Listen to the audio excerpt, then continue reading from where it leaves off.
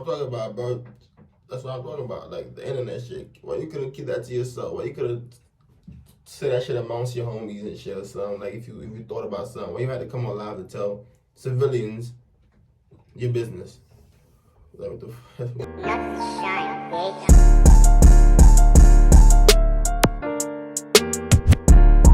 What's up, chaps? To the game, man. It's your boy, Danzel, man. Back with another video for y'all boys, man. For the react to Yo Gotti brother, man, being shot and killed in Memphis, man. Let's get into the video, y'all. Having street ties gave him a lot of clout in the industry, but it also got his own brother, Big Jook, killed. And today we're breaking down the wild story of how Jook got murdered right after his uncle's funeral. On January 13th, a cop with the Memphis PD was driving around Winchester Road when he heard shots going off out of nowhere. When he pulled up to the scene outside of a restaurant in the area, there were two dudes on the ground with gunshot wounds. One of the guys was rushed to the hospital and listed in critical condition, but the other guy was identified as Big Jook and pronounced dead on the scene. According to the cops, it was a targeted hit and not just a random shooting. But right now, nobody has any idea about who pulled the trigger. Surveillance footage caught a white Ford Explorer with tinted windows leaving the area, but the cops don't have any suspects in the case yet. Big Jook and the other dude who got shot had just left the funeral for Jook and Gotti's uncle, Eric Bovon, aka Las Vegas Eric. Eric was a big-time hustler. I ain't gonna lie, like me personally, bro. Like me personally, I don't know about others, but if I know I got family members and shit that's like in the streets and did shit and I'm doing shit, I'm not looking at myself as no civilian. I'm sorry. I'm looking at myself as a target too. Shit, I'm carrying my gun with me everywhere I go. Shit, I don't give a fuck if I ain't never do shit in the streets. If I ain't none of that, I don't give no fucks. Your ass got shit going on. Your ass ain't telling me everything. So I'm not playing them games, nigga. I'm not playing them games. And 9 out of 10, these niggas be knowing that they be having shit going on in the streets. Their family be having, their brothers be having shit going on. I'm pretty sure you're aware of that. Keep your shit on you, bro. Like, bro, I'm telling y'all niggas, take jail, then dying. Like, all right, take that. Like, always think that in your head, bro. When you're in a situation where you're about to lose your life and you can protect yourself and kill a motherfucker, but you're not supposed to have a gun, whatever, bro. Take the jail, bro. You'll be all right. You'll be all right. At least you're alive. At least you're alive. You're just in jail, though, but at least you're alive. I'll take that. I don't want none of them, though. But if I had a choice, I'll take that over my life, bro. But back in the day, who allegedly ran a massive drug ring that Gotti and Jook's aunts were affiliated with. Jook's aunt Janet married Eric and was allegedly helping him push weight. And in the 80s, his aunt Linda got caught up in the drug case because she was allegedly working with him too. What? Jook's uncle Eric and his crew were I ain't gonna lie, in the 80s when that drug shit was between different, California bro. and Memphis. According to the cops, they ran the whole thing out of a nightclub. And for a while, they had the game. Y'all think shit hot now, bro? Man, back in the 80s and shit, bro, that's when shit was really moving. That's when shit was what? That's when that money, man, back in the 80s, that money was really coming in, bro. Y'all think these niggas doing something now, bro? Back in them times, them niggas was getting that money. Memphis on lock. But when you moving that much weight, it's only a matter of time before the feds catch on. And in 89, Jook's uncle Eric and his crew caught a massive case, and one of his homies flipped and started working with the FBI. There aren't a lot of details about Eric's drug ring back then, but there is some public info from Jook's aunt Linda because of an appeal she made to the court. According to the documents, Eric was the boss of a cocaine ring that was bringing drugs into Memphis from Los Angeles. They was using Aunt Linda's crib as a stash house, and Uncle Eric's homie Earl Woods testified that he went with Uncle Eric and Aunt Janet to the crib one day, and Eric's wife Linda handed them a sack with 25 to 40K in it. Eric's homie Earl also told the court that another day he gave Janet a bag with 7 kilos of cocaine in it, and she told him she was taking it to Linda's house. Linda was allegedly pushing a lot of weight for Eric, but when the cops raided her crib, they only found a loaded revolver and a shoebox with trace amounts of cocaine in it.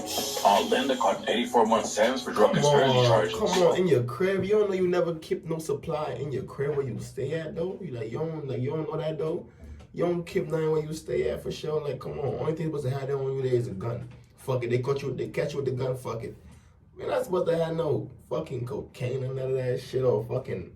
Come on, you should know better than that, bro. You moving all that damn weight, bro, and you don't know better than that. That's not how you do it. Y'all be slipping up. Because y'all be having too much money, right? And y'all be thinking, like I said, the money gets to people. They be thinking like they're untouchable. Like, ain't shit gonna happen to them because they got money. Nah, bro. You always gotta be on point. Just like you gotta, like, act like you was broke. Act like the same way you was moving when you was broke. Moving smart. Moving, make sure you on point. Act the same way when you're rich, bro. Because shit. Well, Uncle Eric got hit for 10 years, and his whole operation fell apart. Eric wasn't the only drug lord affiliated with Jook and Gotti, though. But before we get into that, let's take a look at why Gotti's beef with young Dolph might have something to do with the whole situation. Back in the day, Dolph and Gotti were cool, and Dolph was allegedly even the plug for one of Gotti's brothers before he hopped in the booth and started rapping. Dolph got involved with the streets early. Both of his parents were on crack, and he needed a way to support himself. But eventually, he decided to switch up how he was moving and got involved with the rap game. Dolph started passing out CDs all over Memphis just so people could hear his music. At first, he was handing them out for free, but not before long, his name was buzzing in the city, and he was starting to make money off of rap. By the time Dolph got into the game, Yo Gotti was already a legend in Memphis. He started dropping music all the way back in '96, and in 2012, he decided to level up and start his own label called Collective Music Group, or CMG. Gotti had the label for a couple years and still hadn't signed anyone to it. But after Dolph... I ain't gonna lie, bro. Congrats to bro. I ain't gonna lie, bro. Bro doing his thing. Bro got some good artists too, bro. Bro got he got Moneybag Yo. He got a few of them good ones. Dropped a hot mixtape with Gucci Mane. Gotti reached out and offered him a deal. Dolph was all about breaking into the industry by himself, though. By the time Gotti wanted to sign him, Dolph already invested over $1 billion into his career and didn't want to ride anyone else's way. From the outside, it looked like everything was still cool between them. But there was drama behind the scenes that led to Gotti's team allegedly trying to kill Dolph more than once. After Dolph turned Gotti's deal down, Gotti found another Memphis rapper named Black Young. Bro. So just because the nigga don't want to sign with you, he want to do his own thing, make his own money, you mad, bro? Because the man don't want to use his voice on your shit, bro, so you can make money off of his shit, because he feel like he could do his own shit and make money his own self, bro. You should be happy for a young black brother trying to do that, bro. Like, come on, bro. Y'all niggas be crazy, though. I ain't gonna lie. Before we get into how Black Youngster allegedly dumped 100 rounds in Dolph's SUV, we gotta take a look at how it all started and why Big Jook's murder might be connected to the situation. Back in 2016, Dolph finally released his debut album called King of Memphis. Yo Gotti had been calling himself the King of Memphis for years. Like on the track BMF Memphis, when he raps, I think I'm Yo Gotti, King of Memphis. I'm the youngest motherfucker who ever did it. 7 digits, I'm still strapped. Go against the king and get your ass kidnapped. According to rumors, Gotti was pressed about Dolph calling his album King of Memphis, and that's when all the drama started. Dolph took the first shot on Twitter and said, "Proud for being my #1 fan, bro, wanting to sign me to be my biggest." Bro, it's a fucking album cover. What the fuck, nigga? Regardless what the fuck the name is, nigga. Y'all niggas ain't no king or nothing, bro. I keep telling y'all niggas that y'all don't own shit. The only thing y'all probably own is them little rugrats and shit y'all be having in the hood that will do whatever y'all say because y'all have money. That's the only way. Take the money away from y'all. Nothing. Take the money away from the government. Nigga, the government still running this shit, nigga. The government still running this shit, nigga. The government runs shit. Keep telling y'all nigga y'all don't run shit. The government runs shit, bro. The government the one that could have the guns legally. The government the one that could kill your ass, make your ass disappear and no charges. You will never know what happened to your ass if they come for you. Shit like that. Yeah, y'all niggas do it, but guess what? Y'all niggas get caught after. Y'all niggas get charges, all that. The government don't get no charges, but the government make that shit happen and you just happen. Y'all niggas don't own nothing. Like, y'all niggas is human beings just like everybody else. The only difference between you and me, y'all got some money. Y'all got some money, that's all. They got a lot of money. Y'all got a lot. Compared to what a motherfucker like me got. Y'all got a lot. So that's the only difference between you and me, brother. And y'all don't own nobody. Y'all don't own Gotti didn't respond to the tweet, but his artist Black Youngster said he was gonna smack the shit out of Dolph if he saw him on the street. After Black Youngster called him out, Dolph hopped on Instagram and dissed Gotti for sending his artist to fight him. Dolph aired him out for still being mad that he didn't sign with him, and also claimed that Gotti was pressed that he was still rocking with Gucci Mane. Gucci Mane and Yo Gotti were tight back in the day, dropped a couple tracks together that had the streets going crazy. Then they linked up in the studio for 2 full collab tapes. Fans were rocking with the music heavy and wanted to hear more. Then they split ways out of nowhere. Gucci was promoting his Trap God album and set the release date for October 17th or 10/17. 10/17 is the name of his label, so it was a big deal for Gucci. But then news broke that Gotti's project was dropping on the same day. Gotti said he ain't know they were both dropping albums that day, but he was hyped about it when he heard the news. According to Gotti, he reached out to Gucci because he was thinking, man, we're about to shut it down. But Gucci never replied. Gotti still didn't know there was any drama. But then Gucci tweeted, why would another artist put their mixtape out on 10? Like, come on, bro. Like, come on. You know that's the funny shit, bro. Why would you put your album out on the same day as him. You know I'm up with trying to get his sales and shit, bro. Why you could have dropped your shit next day? You know what you was doing, bro. Stop it, bro. 17 if they ain't Brick Squad. You ain't me, the hashtag trap guy. Gotti tried to reach out again and even changed the release date of his project. But apparently, that wasn't the only issue Gucci had with him. Okay. Most rap fans know about the famous beef between Gucci and Jeezy and almost got Gucci killed. It started out as industry drama, but then the situation got so bad that Jeezy sent his homies into Gucci's crib, and Gucci ended up killing one of them in self-defense. Around the same time the release day drama was going on, Gotti had just hopped on a track with T.I. and Jeezy, and Gucci was obviously pressed about Gotti linking up with his op like that. Then Gucci dropped the track Birds of a Feather and rapped, I used to fuck with Gotti till he turned into a bust. I did a song with T.I., but the nigga's still a sucker. Gucci Mane and Young Dolph is always tight. And after Dolph died, he dropped the track Long Live Dolph and raps, R.I.P. to Dolph, long live the legend. From Memphis to the 6, they fell shooting the bricks. The day you died, it broke my heart. A day I won't forget. One thing you know, you're missed. But even if the drama with Dolph and Gotti started because Dolph stayed cool with Gucci while they were beefing, it didn't take long for the situation to get violent. One of Black Youngster's early hits was a track called Heavy, and Dolph said a shot at Black Youngster on the track Ready, and he rapped, all of my niggas, they ready. Y'all some pussies, you scared. All on the internet telling, trying to have a real nigga jelly. This shit around my neck so heavy. I'ma keep dripping sauce, spaghetti. Dolph also took shots at Gotti with the bar. Any nigga that record when it's time for gangster shit, he the police. And I fucked your boss man, baby. That's what I'm saying. At least that nigga know. Any nigga that recording shit, bro, that's some, like before, that's some police shit, bro. That's what I be trying to say, y'all niggas. If you could go on live and say, yo, bro, I'm gonna catch this nigga. I'm gonna catch you, bro, and then try to invite the nigga to the live and y'all back and forth, arguing on live together and shit. Something will happen. Y'all niggas is grass, bro. So, these niggas just be doing this shit for entertainment, bro. I swear to God, bro. Because no gangsters, like I said, no gangsters is going on no live and talking no shit. Nah, they gonna go handle business for me because they don't want no trace back. They don't want no live, none of that for me. So, all that shit is big entertainment, bro. Hotel for 4 weeks. Never sent a little boy to take care of grown man business. If I was you, I'd be mad at me too, so I ain't tripping. Gotti still didn't respond, but Black Youngster dropped the track Shake Some and said, Young Dolph Thornton, wanna play, ho? I'm on tour with the K, ho. Mac 11, Smith & Wesson, extended clip, 100 rounds on the Draco. How the fuck you the king of Memphis? You ain't from the city, you from Chicago. Fuck boy, you better lay low. Killers move when I say so.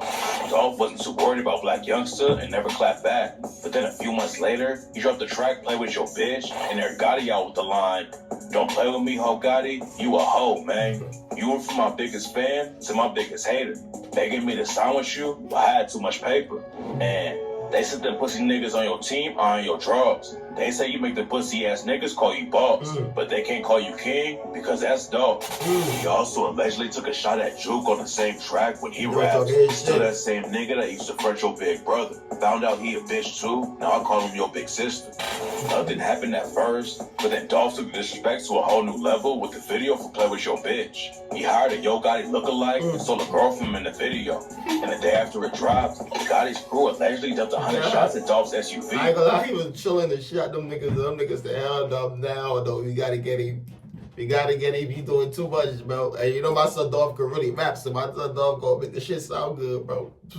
Dolph was touring in North Carolina, and before one of his shows, someone pulled up and sprayed over 100 bullets into his whip. Luckily, Dolph didn't get hurt. He made a song, 100 shots. Dolph still put up to his event and performed Play With Your Bitch for his fans. Black my son a real gangster. I ain't gonna lie, my son Dolph was really one of them niggas. My son got 100 shots just hit at him and he still went to his concert.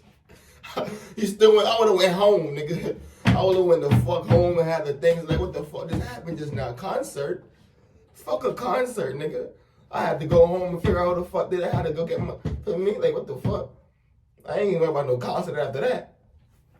Both were trying to kill Dolph, but eventually the charges got dropped because there wasn't enough evidence and nobody's working with the cops. That ain't stopped Black Youngster for taking more shots at Dolph and accusing him of snitching. On the track Bulletproof, he raps, if you got love for me, can you at Young Dolph and tell him don't show up? I'm just saying, homie, why you give them people statements? Why you rap about that shit so your album will go crazy? Niggas do anything for the album sales. And you lost your bet if you bet that I'll tell. black youngster wasn't the only one making music about the situation though. Surviving the shooting gave Dolph a lot of attention. And in 2017, he dropped the album Bulletproof and sent a message to his track list. If you read each song on the album in order, it says 100 shots in Charlotte, but I'm bulletproof, so fuck them. That's how I feel. I'm so real. I pray for my enemies. I'm everything you want to be. Shaking my head. That wasn't the only time Dolph almost died over the Gotti beef though. And what happened next? They was really trying to get Dolph though. His brother Jook's death might be connected to the whole beef. A few months after Dolph's whip was shot. Man, I ain't gonna say too much, bro. He was in Los Angeles at the same time as Gotti. According to rumors, Dolph found out where Gotti was staying and tried to press him. And that's when a fight broke out, and one of Gotti's homies shot Dolph 3 times. The dude who shot Dolph was charged, but he dodged the case because nobody in Dolph's crew would work with the cops. After the shooting in LA, the beef seemed to chill out for a while. Dolph and Gotti were doing their own thing and were sending shots back and forth. Fans were hoping that Dolph would left all the drama behind. But then in November 2021, young Dolph was tragically shot and killed while buying cookies at a shop in Memphis. Rumors were flying that Gotti and his crew had something to do with the murder. And one of Dolph's homies even claimed that Jook put a hit out on Dolph. Because these folk had something to do with it, bro. These folk that Jook put a hit out. You know what I'm saying, bro? Nah, bro, I need to say that. Don't say that. So I'm talking about, bro. That's what I'm talking about, like the internet shit. Why you couldn't keep that to yourself? Why you couldn't say that shit amongst your homies and shit or something? Like if you thought about something, why you had to come on live to tell civilians your business? Like what the Nigga, tell the truth. It took a while for the cops to book anyone for his death, but at first it didn't look like it was connected to Jook and Gotti at all. In 2022, the cops booked Justin Johnson and Cornelia Smith for the murder.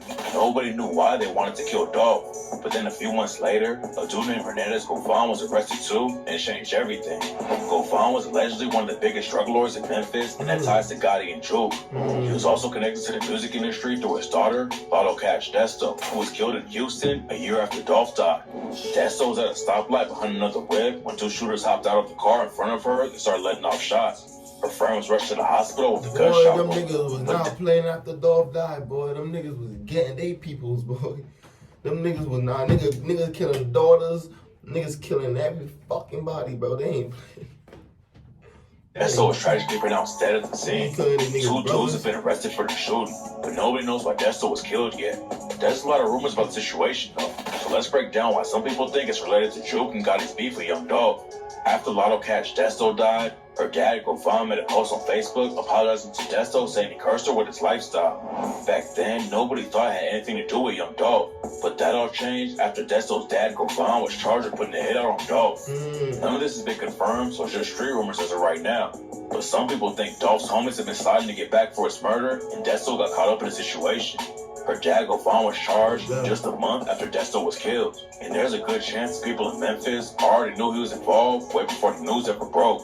There's still no evidence that Gotti and Jook had anything to do with Govan sending shooters at Dolph, but we do know that they have ties to each other, so it's a possibility. All that's available right now are rumors though. When the murder trial for Dolph starts, there's gonna be all kinds of new info coming out, because one of the dudes involved already flipped and agreed to testify against everyone else in the case. Always a nigga, bro. It's always a nigga that will fuck every shit up and not keep it up. I'm standing on business, like I said, bro. Niggas don't even want to stand on business, and niggas will fuck everything up after they get paid and everything, and then spend the money and everything. Now when they get caught up, they don't want to stand on business no more. Well, think Big Jook's I bet you he was on the block. But there's also a rumor going around that he was taken out by someone close to him. The last post Jook made on Instagram was a photo of himself with the caption, "They don't want to face you, they want to snake you. Stay alert to stay alive. Watch your back at all times." It's not clear if Jook and Gotti really have ops inside their own group, but the post has a lot of people thinking that the killers were someone close to Jook. What's really crazy about the theory is the fact that Gotti's mother was allegedly in the whip with Jook and his homie when the shooting happened. It's just a rumor right now, but some people close to the situation are saying that Gotti's mom had to run out of the whip when the shot started going off and almost got hit too.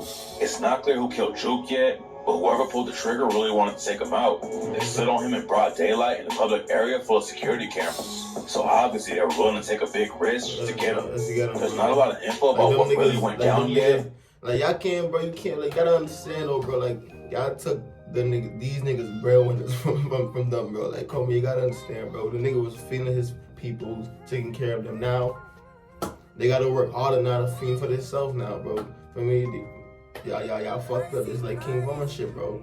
Y'all can't blame niggas. Y'all took their bread when they broke. Niggas on time for me. But man, that's that video, man. I repeat the Dolph though, bro. I put his man brother too, bro. Your Gotti brother, man. Let me know how y'all boys feel about this video in the comment section, man. Hit that subscribe button, man. Follow my Instagram. You already know the grind don't stop. I'm out of here, y'all.